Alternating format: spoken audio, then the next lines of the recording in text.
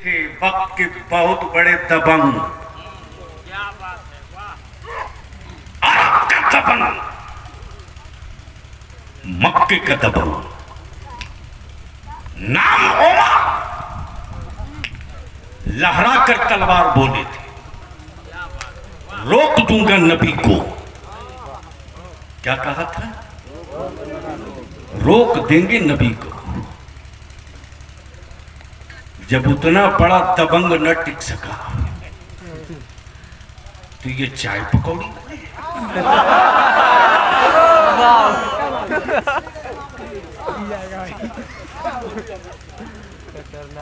वो भी आलू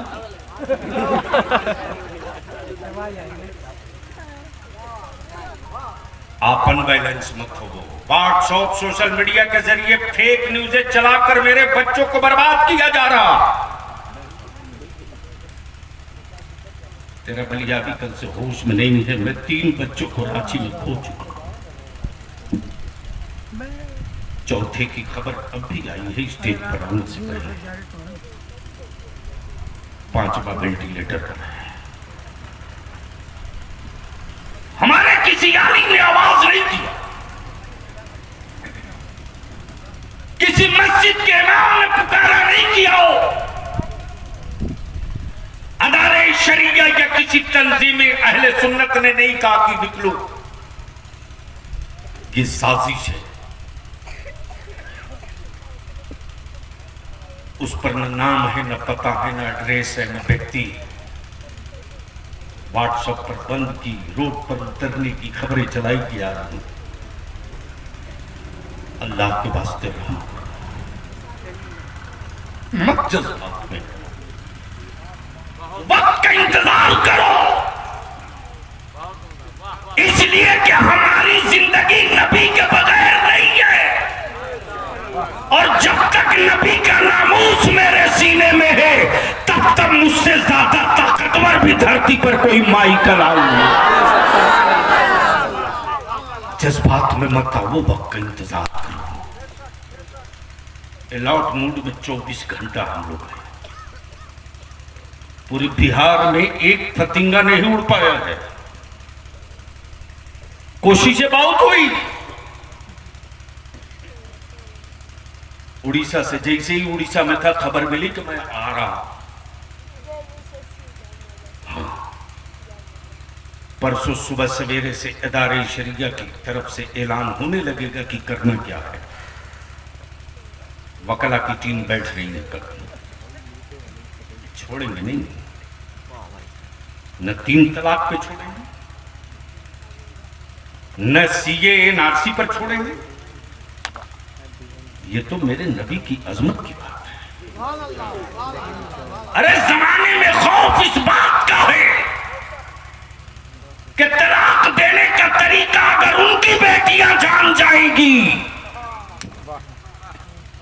उनकी बेटियां अगर तलाक का तरीका जान जाएंगी कि पैगंबर मोहम्मद अरबी सल्लल्लाहु अलैहि वसल्लम ने अपने गुलामों को तलाक का तरीका कौन सा बताया है,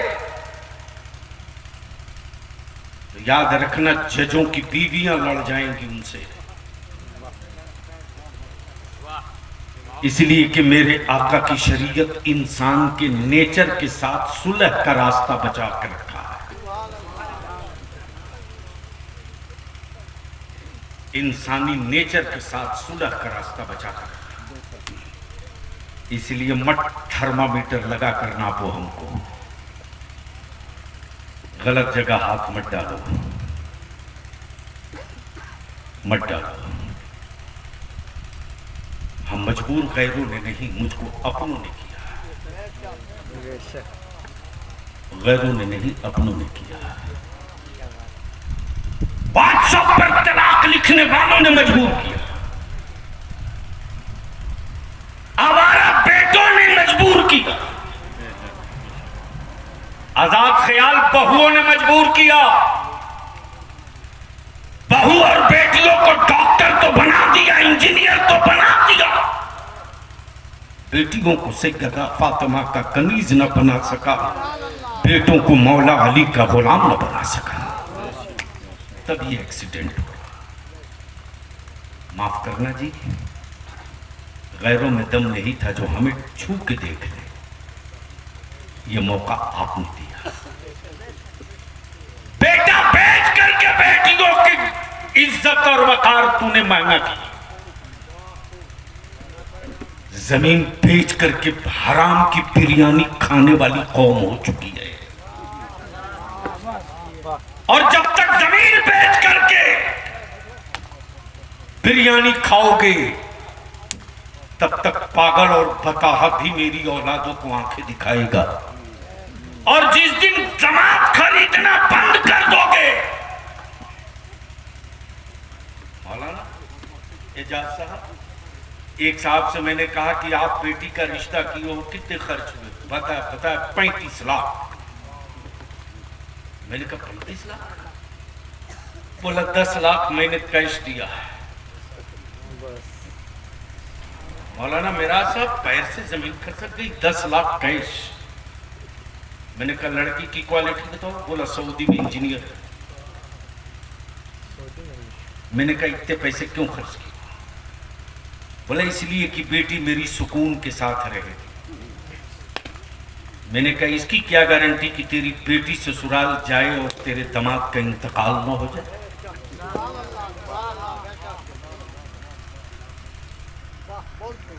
मौत और हयात का मालिक मेरा अल्लाह है।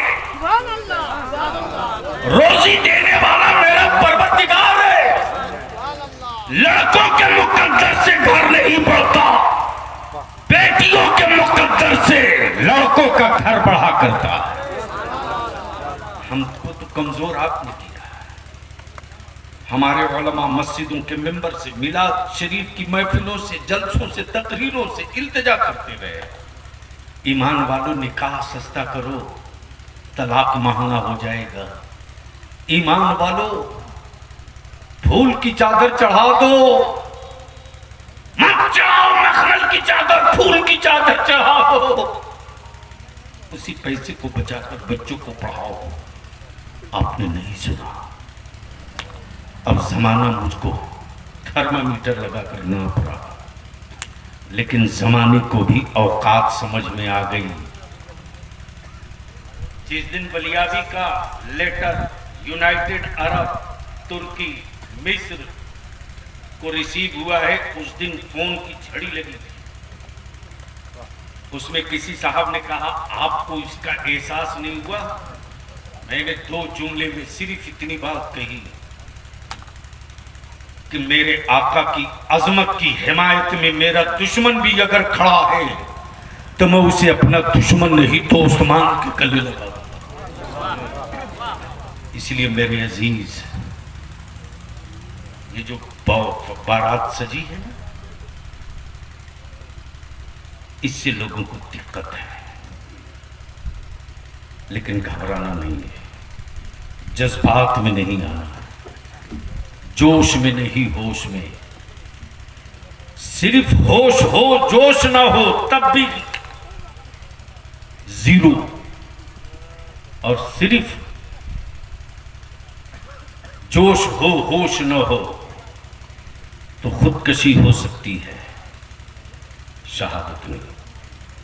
और हम अपने बच्चों को तख्ते मश्क नहीं बनने देंगे। 2 दिन की तो बात। सुरा बाबू, कल पूरे इदारे शरीया का लीगल सेल बैठ रहा, और हर जिला में, हर अनुमंडल में, हर अंचल में केस ठोकूंगा।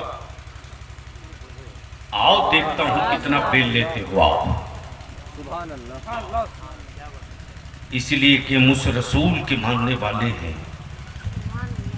जिस नबी कौनैन का बड़कपने का आलम ये कि दुश्मनों के लश्कर के लोग अगर पकड़ लिए गए और बंदी बना दिए गए, उनके हाथों में रस्सियां बांध दी गई है, रात को जब वो कराहने लगे तो आकाए रहमत फरमाते, मेरे जानिसारों इनकी रस्सियां खोल दो, तेरे रसूल को इनका दर्द बर्दाश्त नहीं होता। तो जो नबी अपने दुश्मनों का दर्द न बर्दाश्त कर सकता हो, उस नबी पर ईमान लाने वाली उम्मत अपने आका की तौहीन भी बर्दाश्त नहीं कर सकती है।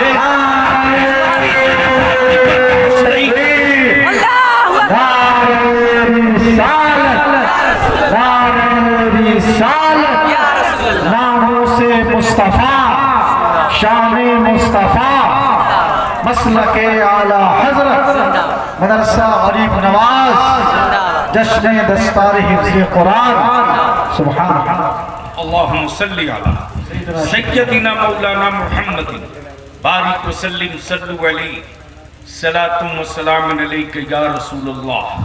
अंदाजा हो गया है, सबको हो गया है, सबको हो गया है। बिरादरी के नाम पर विवाद हो सकता है, देश के नाम पर इख्तलाफ हो सकता है, नस्ल के नाम पर इख्तलाफ हो सकता है, अमीर गरीब के नाम पर इख्तलाफ हो सकता है, छोटे बड़े के नाम पर इख्तलाफ हो सकता है, लेकिन नबी के नाम पर पूरी दुनिया कल भी एक थी, आगे भी एक रहेगी। और जब तक नबी के नाम पर जमाना एक रहेगा, याद रखना कुफ्र कभी सर उठाने की हिम्मत नहीं करेगा। जब तक नबी के नामूस पर सर कटाने का जज्बा सलामत था, तब तक कुफ्र ने कभी सर उठाने की हिम्मत न की है। और जमाने ने पढ़ भी लिया है, देख भी लिया है कि लोग जान बचाने के लिए जिया करते हैं, मुस्तफा का गुलाम अपनी जिंदगी नबी के नाम पर लुटाने के लिए जिया।